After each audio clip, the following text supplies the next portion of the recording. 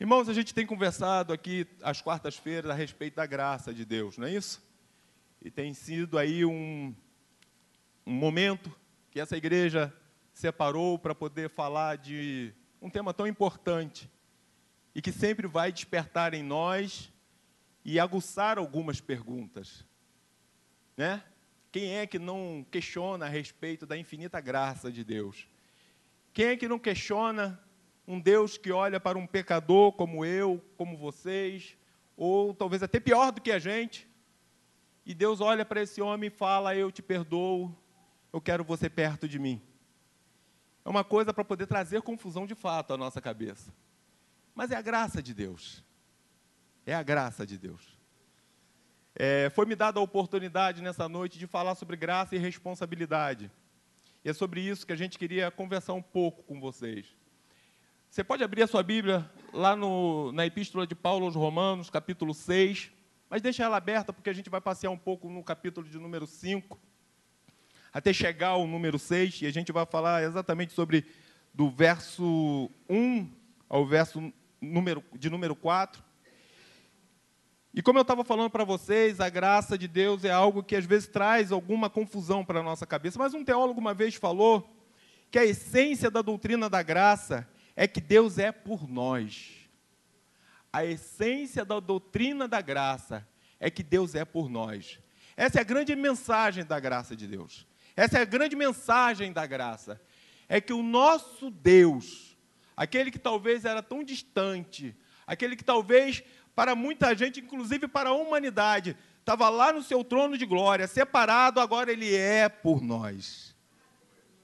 Essa é a grande mensagem. Ou a grande essência, assim a gente pode dizer. Pedi para que vocês abrissem a Bíblia de vocês aí na carta de Paulo aos Romanos, no capítulo 6, mas como eu disse, a gente vai passear um pouco sobre o capítulo de número 5, até para a gente entender algumas coisas. E aí eu pulo exatamente para 5, Romanos 5, 12 a 21.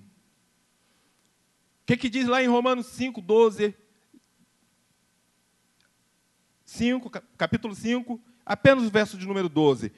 Pelo que, como por um homem entrou o pecado no mundo, eu vou tentar organizar um pouco aqui o pensamento de Paulo, até para vocês entenderem a nossa linha de raciocínio, e por isso a gente vai pular um pouco nesse capítulo de número 5. O texto diz o seguinte: pelo que, como por um homem entrou o pecado no mundo, e pelo pecado a morte, assim também a morte passou a todos os homens, por isso que todos pecaram. Vou repetir. Pelo que, como por um homem entrou o pecado no mundo, e pelo pecado a morte, assim também a morte passou a todos os homens, por isso que todos pecaram. O que Paulo está dizendo exatamente aqui? Que através de um homem, e quem é esse homem? Adão, através dele entrou o pecado no mundo, e consequentemente todo mundo, toda a humanidade foi arrastada para o estado de pecado, junto com Adão.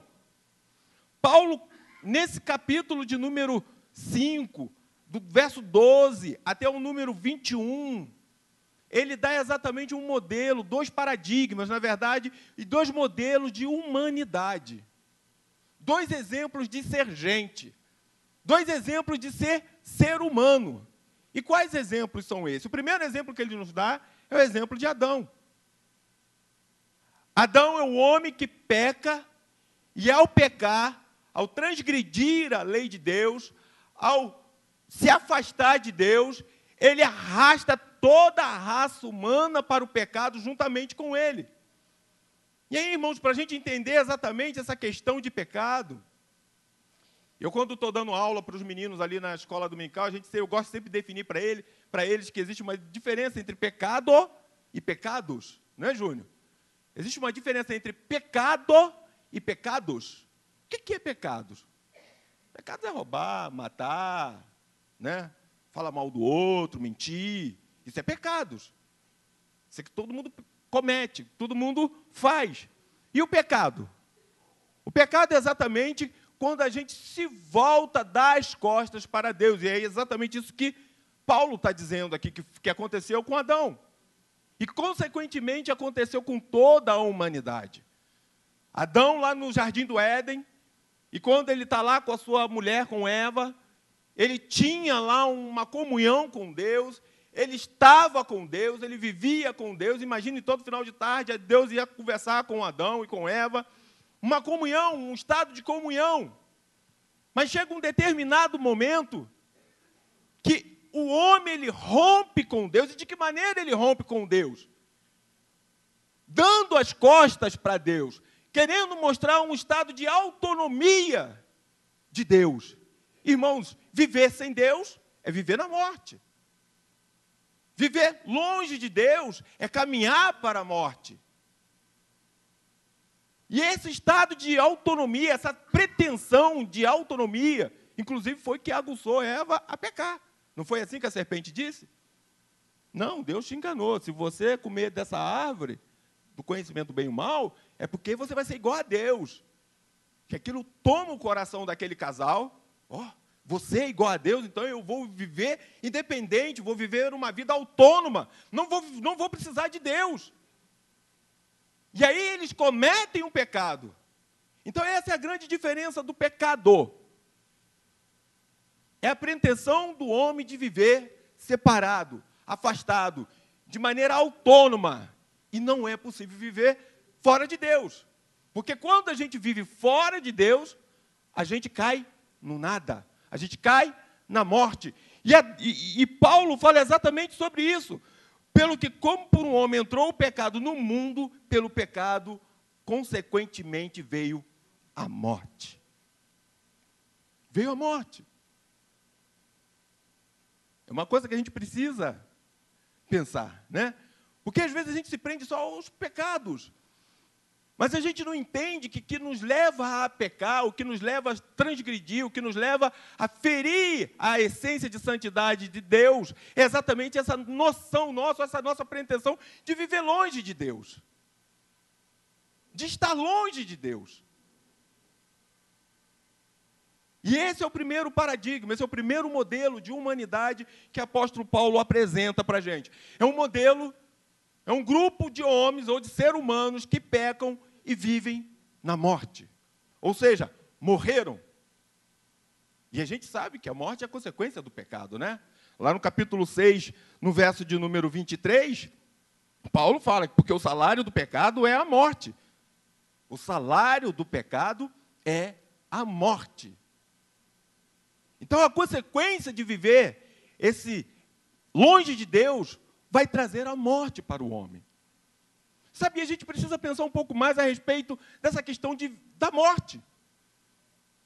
Eu simplesmente vou morrer? Um dia todos nós vamos morrer, não é? Infelizmente. Ninguém gosta de pensar nisso, mas um dia todo mundo vai morrer.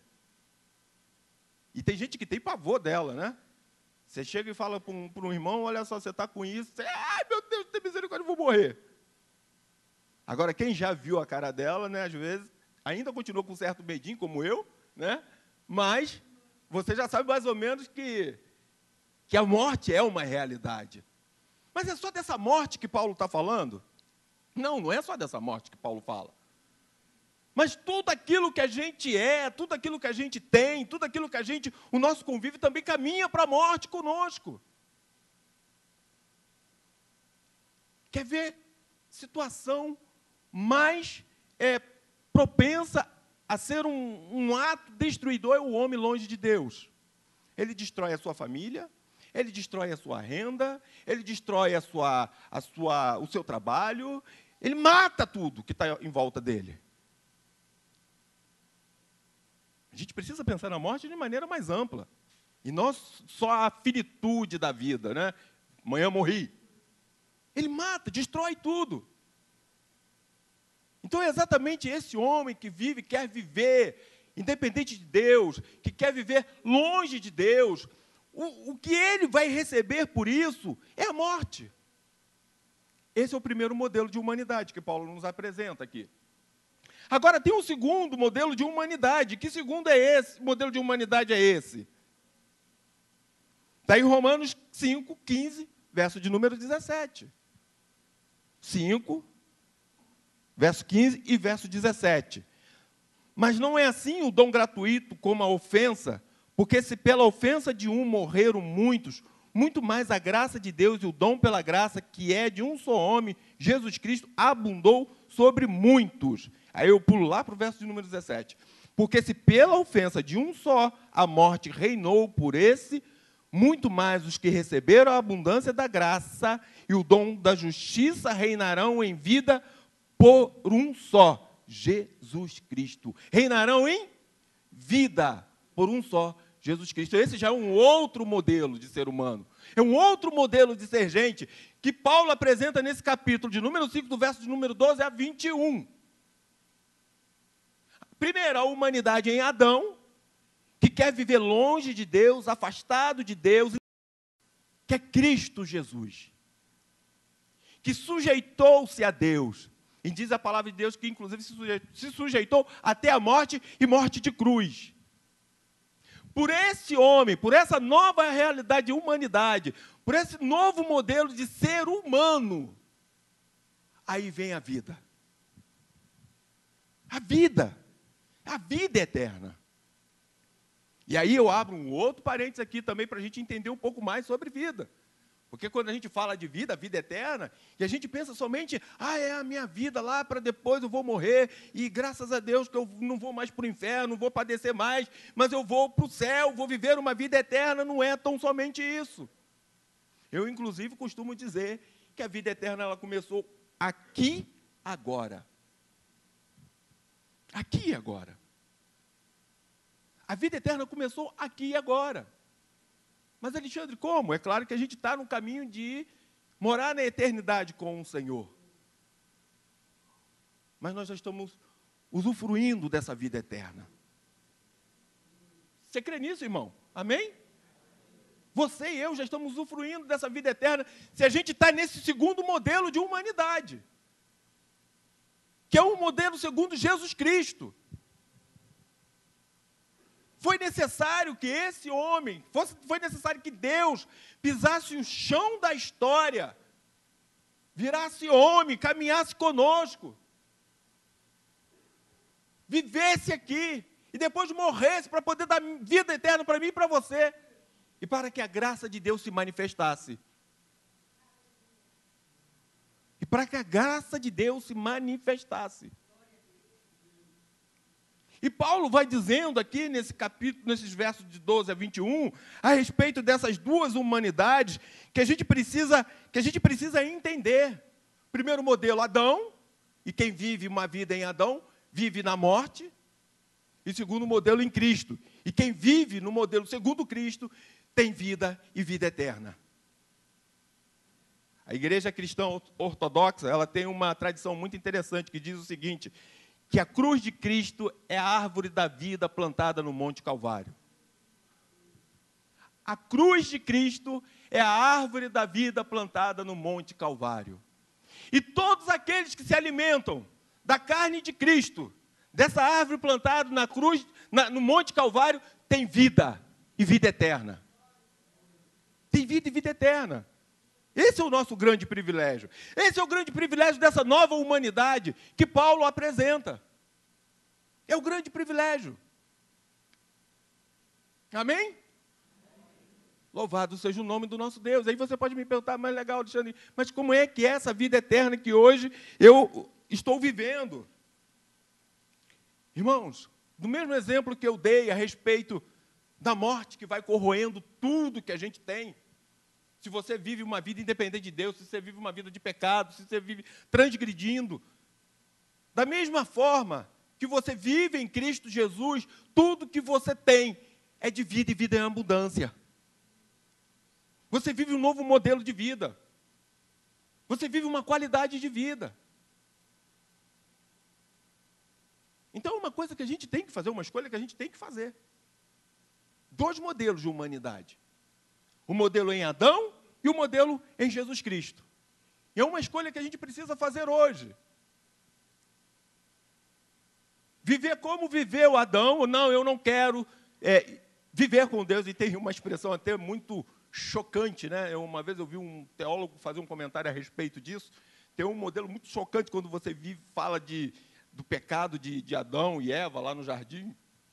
Desculpa, do pecado de Adão e Eva lá no jardim.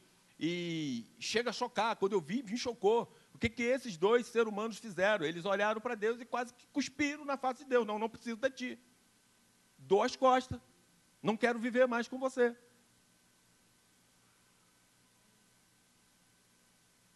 Não quero viver mais com você. Vocês já conseguiram imaginar? Estão desligados hoje, né? Esses ventiladores. Mas já conseguiram imaginar esses ventiladores funcionar se não tiver conectado à corrente elétrica? É possível? Não. Se ar-condicionado funcionar sem estar conectado à corrente elétrica? Não, não é possível. Também não é possível viver longe de Deus, desconectado de Deus. Você pode até pensar que você está vivendo. Você pode até achar que você está vivendo. Mas você está vivendo um projeto de vida. Não é a vida. É um projeto de vida. E Paulo continua na sua narrativa. E aí eu vou lá para o verso de número 1, no capítulo 5, que ele diz exatamente o seguinte, já falamos dos dois modelos de humanidade, né? Dois modelos de ser gente. O modelo que está longe de Deus e o modelo em Jesus Cristo. E aí é uma escolha que eu e você temos que fazer nessa noite. E aí Paulo, lá no capítulo 5 de Romanos, ele diz o seguinte: sendo, pois, justificados pela fé, temos paz com Deus por nosso Senhor Jesus Cristo. Sendo, pois, justificados pela fé, temos paz com Deus em Jesus Cristo.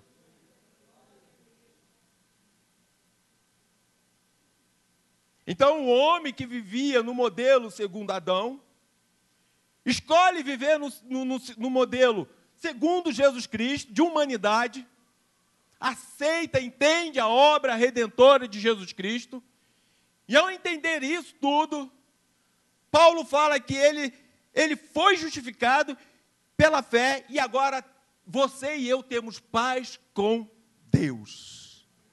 Nós temos paz com Deus. E o que é ter paz com Deus? O que é isso, ter paz com Deus? É terminar com a hostilidade entre nós e Deus. Lembra que eu falei para vocês? Que o homem, ele rompe com Deus, dá as costas para Deus, diz não para Deus, e por sua vez Deus diz não para o homem. Só que quando a gente entra, mergulha na morte de Jesus, e é exatamente esse caminho que a gente faz, porque Jesus, quando vem ao mundo, ele morre, mergulha na morte, mas a morte não pode reter Jesus. Essa é uma das cenas, irmãos, que se eu pudesse, se eu tivesse lá, e tivesse que comprar ingresso, eu acho que eu venderia minha empresa para poder olhar essa cena. Jesus desce e olha para o rosto da morte e fala assim: tchau, não posso ficar, porque o salário do pecado é a morte e eu não tenho pecado. Não tenho pecado. E dá as costas para a morte. E aí nós, consequentemente, nesse caminhada, nesse exercício, a gente também vem e mergulha na morte de Jesus. E ao mergulhar na morte de Jesus, a gente sai do outro lado, justificados. E ao sair justificados do outro lado, Paulo fala que agora vocês não estão mais em inimizade com Deus. Vocês têm paz com Ele. Não há mais hostilidade entre eu e você. Não tem um ambiente hostil entre nós e Deus. Eu não preciso mais ter medo de Deus, porque eu tenho paz com Ele. O outro ponto a respeito disso é que não mais morte. A gente não precisa mais temer a morte. Não precisamos mais ter medo. A gente não precisa mais temer a morte, a gente não precisa mais ter medo de Deus. Você pode falar para mim, né, que às vezes quando você faz uma coisa errada, ou algumas pessoas às vezes carregam o pecado, e você precisa ter certeza de que Deus já te perdoou, você foi justificado pela fé, Deus já te perdoou. Mas tem gente que traz um ranço de uma culpa, de um pecado que cometeu quando tinha lá 12 anos, lá em Barbacena, como dizia o outro. Você não precisa mais ter medo. Você está unido a Deus. Acabou a inimizade. Você foi justificado pela fé. Amém, irmãos? Você está entendendo? A grande obra redentora da graça na minha vida e na sua vida. O Senhor nos reconciliou com Ele. Estamos reconciliados com Deus. E aí você poderia perguntar da seguinte forma: bom, mediante a isso, devo viver de qualquer maneira? E aí a gente entra exatamente, né? Isso é uma introdução só para você entender. A gente entra exatamente no ponto que a gente quer falar com vocês. E eu preciso ser rápido. O relógio é um negócio esquisito. Você poderia perguntar para mim assim: bom, mediante a tudo isso, legal. Eu vivo agora de qualquer maneira? Vivo numa nova humanidade, estou em Cristo Jesus, vivo de qualquer maneira, pastor Eliel? Posso viver pecando porque estou reconciliado com Deus, a minha vida agora é uma beleza? Vivo de qualquer maneira? Paulo vai responder isso. E onde ele vai responder? A partir do capítulo 6. E essa resposta de Paulo no capítulo 6, na verdade, foi uma questão que ele levantou no verso de número 20, do capítulo 5. Veio, porém, a lei para que a ofensa abundasse, mas onde o pecado abundou, superabundou a graça. Onde o pecado abundou, superabundou a graça. A humanidade estava encharcada, afundada no pecado. Longe de Deus. O pecado abundando. E Paulo fala que onde abundou o pecado, superabundou a graça de Deus. Tudo aquilo que talvez eu e você já cometemos, a graça de Deus superabundou em nossa vida. Por isso que eu e você não precisamos mais ter medo. Por isso que eu e você podemos andar de cabeça erguida. Porque a graça de Deus superabundou na minha vida e na sua vida. Aí Paulo começa a responder aqui no capítulo de número 6.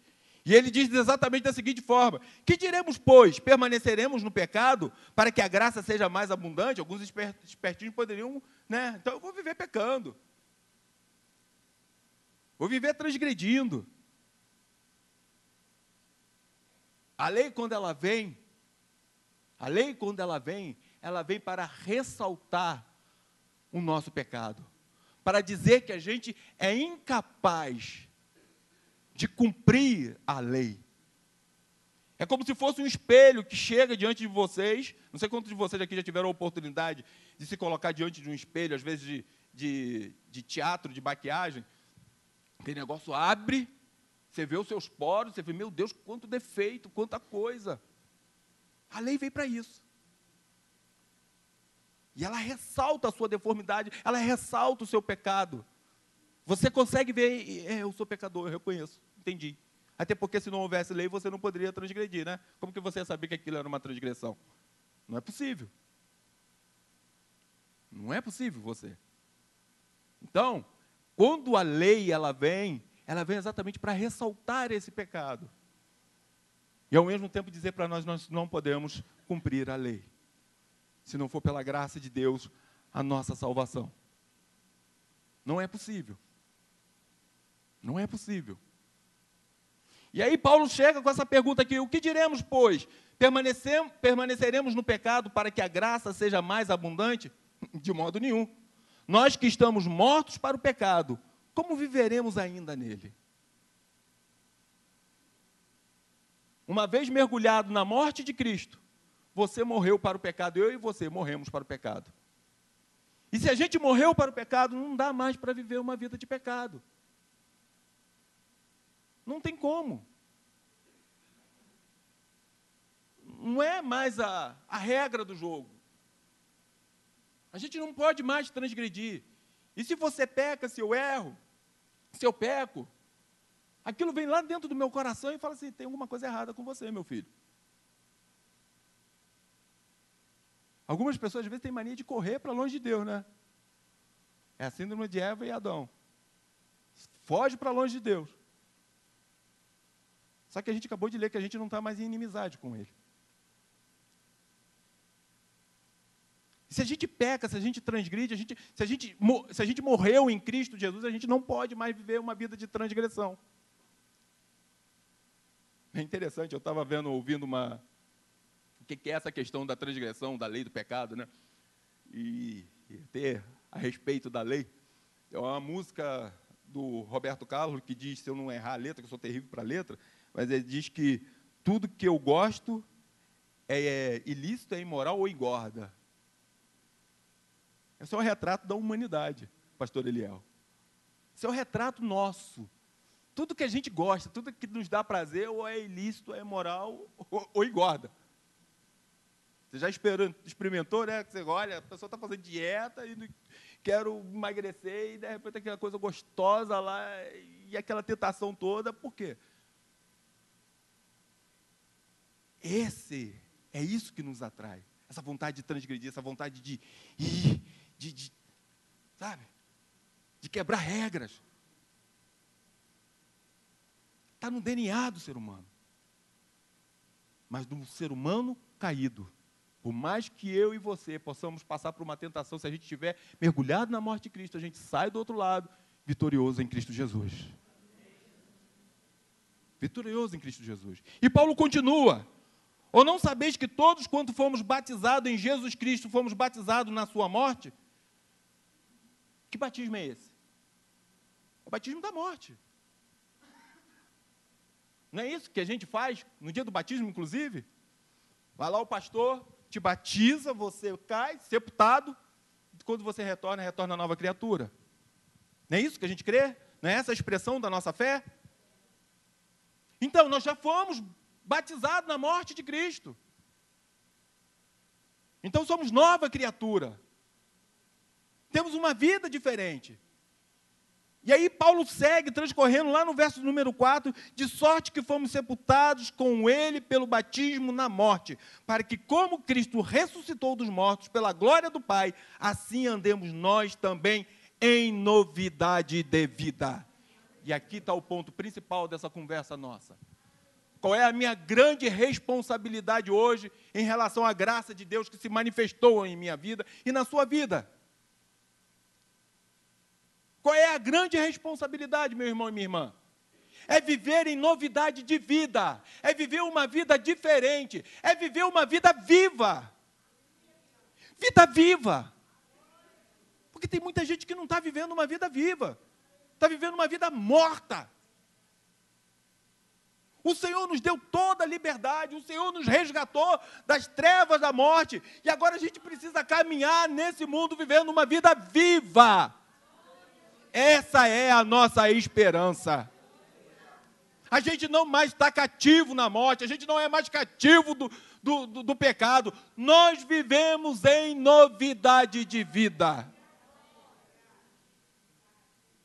E isso vai influenciando toda a sua vida. Isso vai influenciando o seu trabalho. Isso vai influenciando a sua família. Isso vai influenciando todo o seu formato, toda a sua forma de viver. Vida viva. Se você precisa aprender hoje alguma coisa a respeito da responsabilidade que a graça nos dá, é isso, viver em novidade de vida. Eu me agarro a essa esperança. E é dessa maneira que eu quero viver. É dessa maneira que eu quero viver. Irmãos, o que a gente aprendeu hoje nessa breve conversa a respeito de responsabilidade, a graça e a responsabilidade? O que a gente aprendeu? A gente aprendeu umas coisas muito importantes.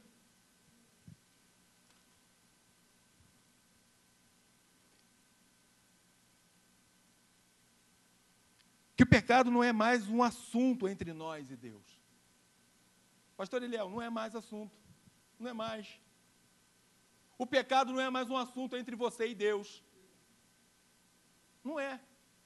Se você acha que o pecado ainda é um assunto entre... Meu irmão, esquece. Não é mais.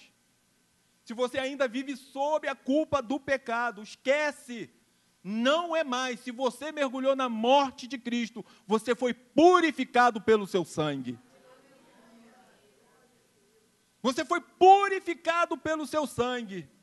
Se você comeu do fruto da árvore da vida, que é a cruz de Cristo, é o corpo de Cristo, você não precisa mais temer o pecado. E se você errar, você não precisa se afastar de Deus. Pelo contrário, venha para perto dele. Venha para perto dele. Essa é uma lição que a gente aprende nessa noite com essa conversa. E qual é a outra lição que a gente aprende? É que Deus nos reconciliou com ele. A gente não vive mais em inimizade com Deus. Ele está de braços abertos para mim e para você. Ele está me acolhendo, a mim e a você. Nós estamos reconciliados com ele. Ah, Alexandre, mas eu sinto uma ausência de Deus. Meu irmão, minha irmã, você está reconciliado com o Senhor. E terceiro ponto que a gente aprende com essa conversa, devemos refletir a graça de Deus através de nossas vidas e viver um novo modelo de humanidade em Cristo Jesus. Devemos viver um novo modelo de humanidade em Cristo Jesus. É para isso que eu e você estamos sendo convidados. É para isso que nós fomos chamados. Viver um novo modelo de humanidade. Esquecer o modelo antigo de Adão. Os irmãos do louvor, se quiser vir para frente, já pode vir, não sei se vai cantar, vai, pastor.